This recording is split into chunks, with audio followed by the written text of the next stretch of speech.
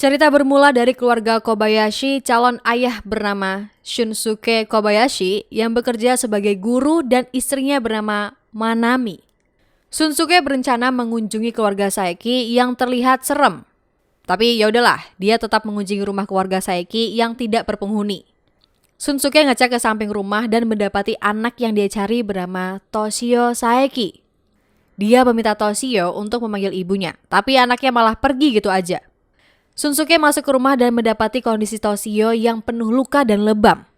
Ruang tamunya juga berantakan seperti nggak ada yang merawat. Berhubung sang ibu nggak ada di rumah, Shunsuke menunggu orang tua Toshio pulang. Tapi anaknya kok mendadak mangap gitu. Terus itu siapa yang di lantai 2? Cerita berpindah ke seorang perempuan bernama Yuki yang mengajari seorang murid bernama Kana Murakami. Di tengah ngobrol, Kana buru-buru ke sekolah untuk memberi makan kelinci. Akhirnya Yuki punya waktu santai sebelum memutuskan untuk pulang karena ada suara aneh. Rumah juga tiba-tiba terasa sepi dan suram. Seekor kucing hitam entah dari mana menghampiri Yuki yang takut kucing hingga sembunyi di bilik lemari. Dia mendengar sesuatu di atap dan saat ngecek pakai korek api, ada sosok misterius yang menarik Yuki ke atap. Adiknya Kana bernama Tsuyoshi Murakami berangkat sekolah seperti biasa. Tapi entah kenapa ini bocah ngilang saat dicariin pacarnya yang bernama Mizuho. Salah satu teman sekelasnya mengira Tsuyoshi masih ada di kelas, mengingat sepeda dan tasnya ada di sekolah. Setelah menunggu cukup lama hingga menjelang malam, seorang guru memergoki Mizuho dan membantu mencari Tsuyoshi di lingkungan sekolah. Sementara Mizuho disuruh menunggu di ruang staf. Cewek cantik ini mencoba menghubungi orang-orang sekitar. Barangkali ada yang lihat Tsuyoshi. Ketika menghubungi pacarnya, keanehan di ruang staf mulai terjadi.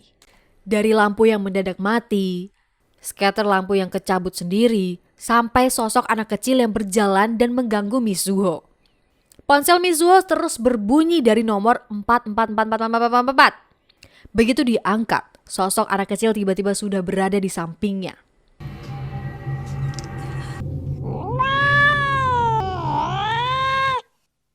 Scene berpindah ke seorang dokter yang memberitahu diagnosa kematian seseorang yang misterius. Menurutnya, cara wassalamnya tanpa ada campur tangan manusia seakan diperbuat oleh kekuatan alam. Dan di dekat jasad yang sudah terpisah-pisah itu ada tulang rahang manusia yang entah milik siapa. Korbannya adalah Hisayo Yoshida dan diduga rahangnya ditemukan adalah milik Kana. Sorenya si emak bernama Noriko pulang ke rumah dan menerima telepon kalau Tsuyoshi gak ada di sekolah. Di tengah teleponan, Kana kembali ke rumah dalam kondisi berdarah hebat. Lah anjir, pas dipanggil rahangnya Kana hilang dong.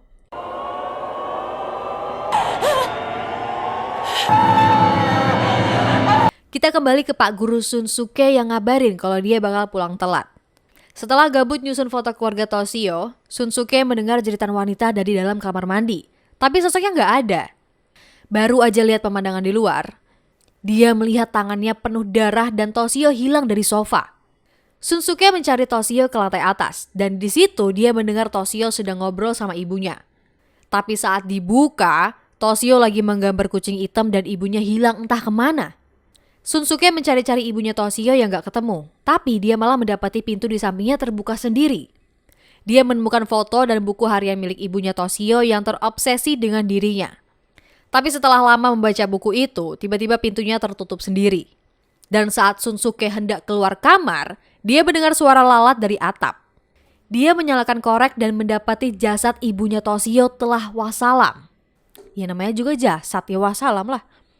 Gak pakai basa-basi, Shunsuke segera membawa Toshio pergi dari rumah itu.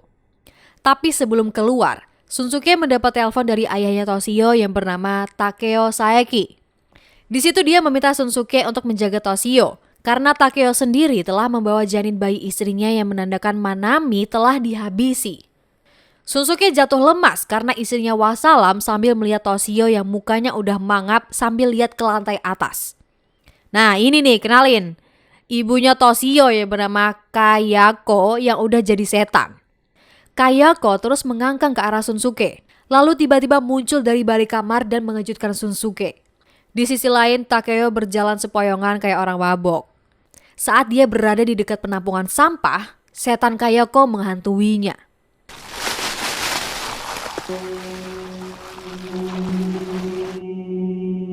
Scene berpindah di sebuah agen perumahan Suzuki.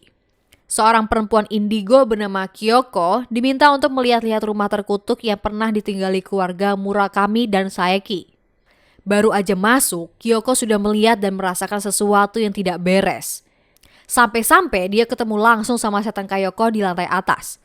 Untuk itu dia meminta sake olahan dari pemilik agensi yang langsung meminumnya dari botol. Tapi anehnya, Kyoko langsung muntah. Kyoko memberi saran pada pemilik agensi untuk memberikan minuman sake pada siapapun yang mau membeli rumah ini. Kalau dirasa aman-aman aja, jual aja. Tapi kalau reaksinya kayak Mbak Kyoko, jangan sampai berani-berani menjualnya. Kenapa? Karena sake olahan bereaksi pada kekuatan spiritual yang dimiliki oleh orang yang meminumnya. Ya pokoknya jangan dihuni sama orang yang punya indera keenam lah. Kalau enggak nanti bakal wassalam kayak keluarga sebelumnya. Di akhir cerita, rumah itu akhirnya terjual. Kyoko diberitahu sama pemilik agensi untuk menemui temannya bernama Nobuyuki yang katanya sering bengong. Dan ketika Kyoko melewati rumah angker itu, dia kembali bertemu dengan sosok Kayako yang sudah mengambil alih tubuh Nobuyuki. Jadi itulah film Ju-on the Curse. Memang gak dijelasin secara gamblang dan ceritanya pendek-pendek. Tapi secara keseluruhan, film ini termasuk ngeri di zamannya. Nggak juga deh, gue yang nonton ini aja masih merinding lihat setan Kayoko. Gimana menurut kalian? Tulis pendapat dan request film dari kalian di kolom komentar. Terima kasih buat yang sudah menonton. Bisa kali klik like-nya, subscribe yang belum, dan nantikan arah film lain dari kami. Pesan dari film ini adalah tetaplah waras, udah itu. Kesepian tanpa kekasih, sekian terima kasih. Sampai ketemu di pembahasan berikutnya. Bye-bye.